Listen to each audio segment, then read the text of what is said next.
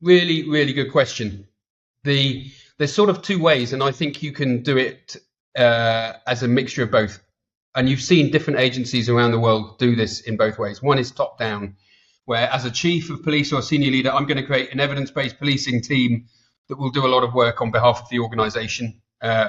What's really good about that is that it provides top cover and energy and asset. What's bad about it is if a senior police officer moves on and it's seen as the flavour of the day, it can disintegrate. The other way is bottom up, where you embrace enthusiastic people, perhaps of a more junior rank or members of police staff. You support them in doing small pieces of evidence-based work. It could be a small randomized control trial or some really good targeting work or replicating something that's gone out or adopting problem-solving policing. And if anything, personality-wise, I'm probably in the latter camp rather than the former camp. But I do think you need a combination of both. You need authority from the top, enthusiasm from the top, and you need to embrace the entrepreneurial spirit of younger and more junior officers and staff who can really make stuff happen. And I guess my final point is the best thing to do is just start and probably do an initiative, like do a trial or do an assessment, because you can pontificate about it forever and create all sorts of strategies. And I can't remember who said it, but the best way to walk on water is just to get out the boat. And for evidence-based policing, I think is the same. Just do something. The first steps towards an evidence-based policing capability is actually the leadership. It's actually it's the critical thinking that needs to be valued, and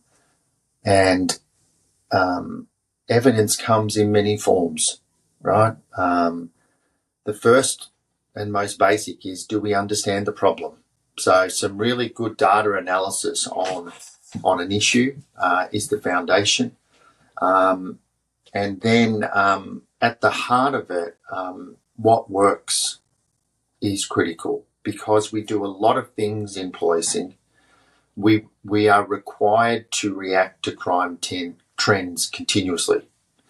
The problem is that we do get drawn into just reacting and doing something, which is important, but we do need to add to the knowledge of policing. And so I'm not saying we need to stop what we're doing or stop reacting to crime trends. We have to. The community expects us. That's our job. But sometimes there is great opportunity to test policing strategies for effectiveness.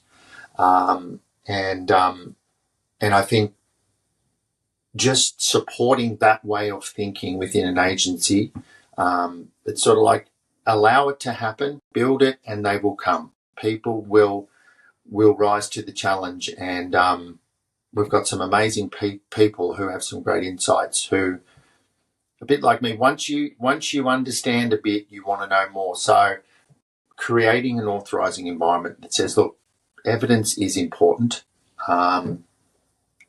Collaboration with academia to help us do that is important. And adding to the knowledge and the professionalism of policing in doing so is the foundation. And we give a green light to that. That's what we need to do. And I think, when that environment exists, anything's possible.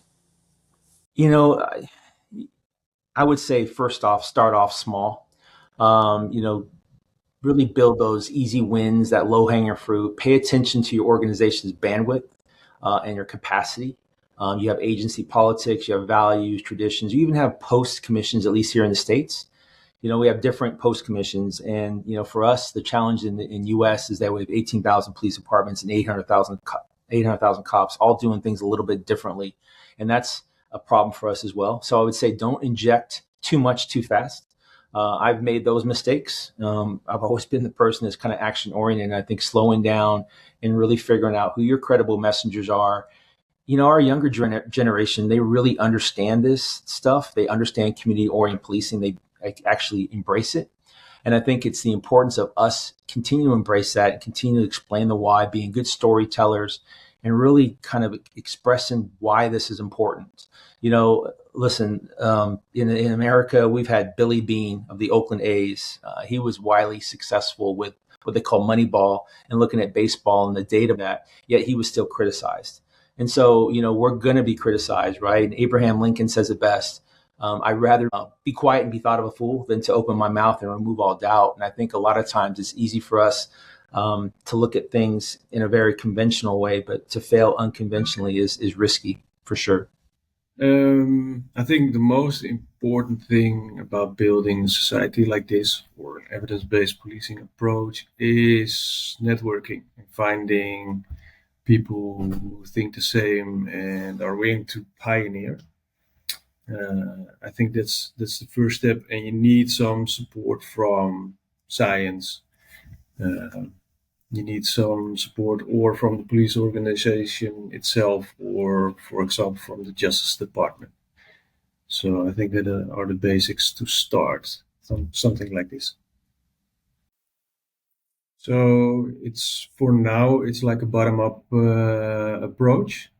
So we've spoken to the senior leadership within the police force, but the society is organized for now outside the police force. So there's some enthusiasm about it.